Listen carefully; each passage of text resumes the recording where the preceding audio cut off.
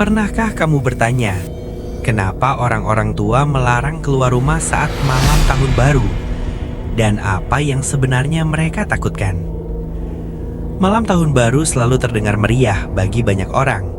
Suara petasan bersahutan, tawa menggema dari kejauhan, dan hitungan mundur seolah menjadi ritual wajib. Tapi di kampung tempat aku tinggal, malam tahun baru justru dikenal sebagai malam yang sebaiknya dilewati dengan tenang. Orang-orang tua sering berpesan, lebih baik berdoa, berdiam di rumah, lalu tidur lebih awal.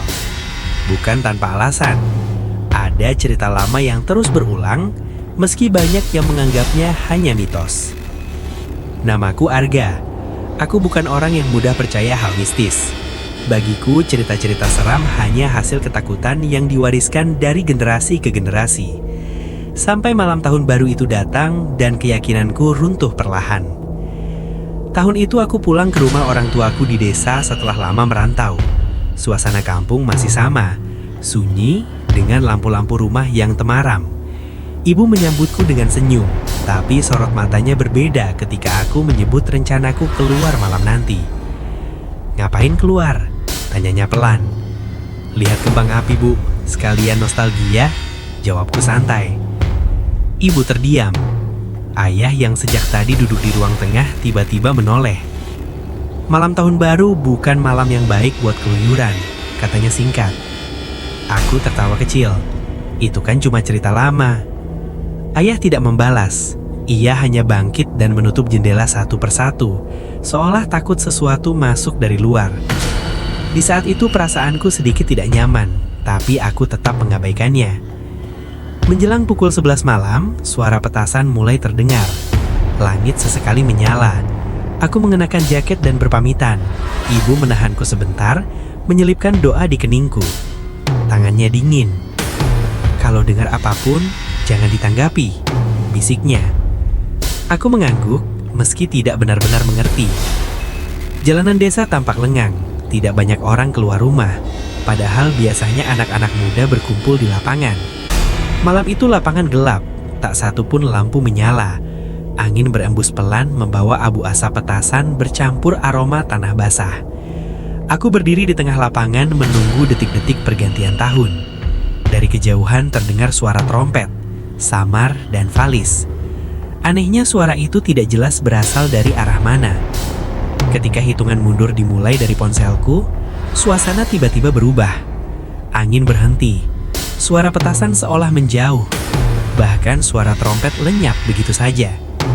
Saat angka 0 muncul di layar, aku menunggu ledakan kembang api. Tapi yang terdengar justru suara langkah kaki di rumput basah. Perlahan, teratur, mengitari lapangan. Aku menoleh tapi tak melihat siapapun. Lampu-lampu rumah di sekitar lapangan tiba-tiba mati bersamaan. Gelap menelan segalanya. Dadaku berdebar lebih cepat. Halusinasi, gumamku mencoba menenangkan diri. Lalu terdengar suara bisikan. Banyak, bertumpuk, seolah puluhan orang berbisik dalam waktu bersamaan. Aku tidak bisa menangkap kata-katanya, tapi nadanya penuh penyesalan. Aku mundur selangkah. Kakiku menginjak sesuatu yang basah dan licin. Saat kulihat ke bawah, bukan lumpur. Itu seperti bekas jejak kaki, menghitam, muncul satu persatu di tanah, tanpa ada tubuh yang terlihat. Aku panik. Langkah kaki tak terlihat itu semakin cepat. Bisikan berubah menjadi isak tangis. Di sudut lapangan aku melihat bayang-bayang berdiri diam menghadap ke arahku.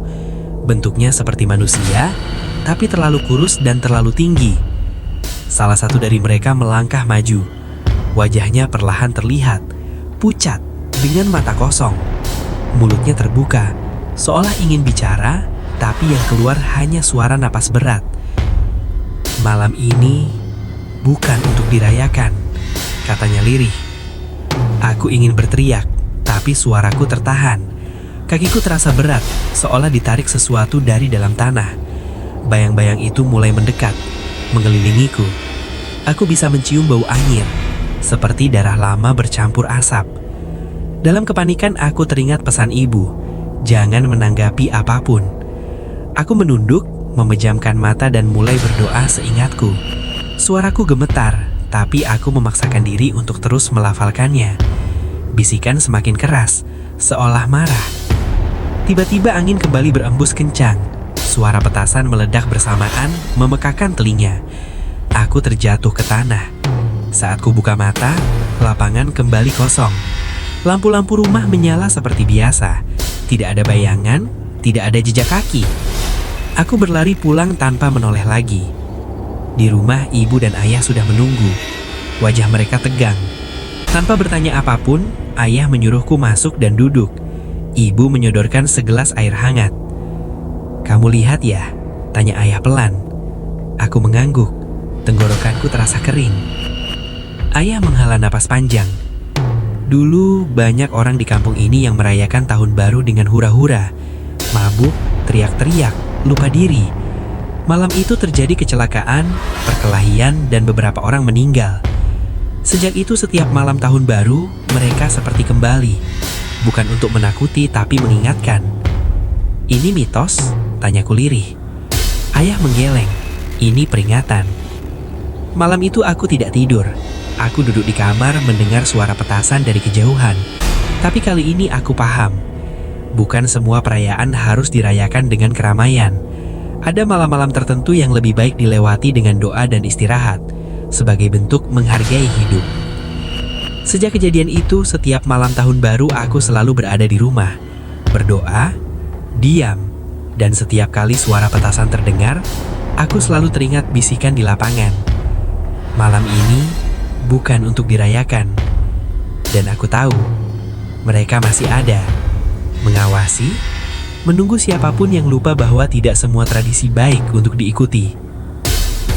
Tidak semua tradisi harus diikuti, dan tidak semua perayaan membawa kebaikan.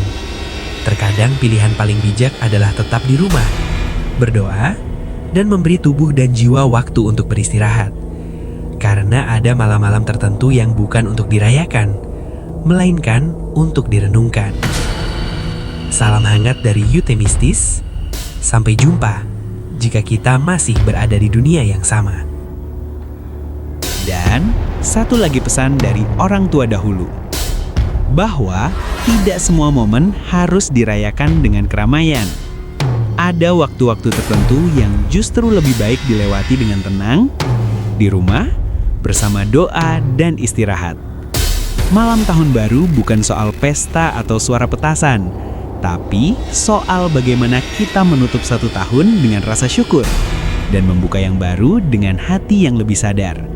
Karena menjaga diri, pikiran, dan niat baik jauh lebih penting daripada ikut-ikutan yang belum tentu membawa kebaikan.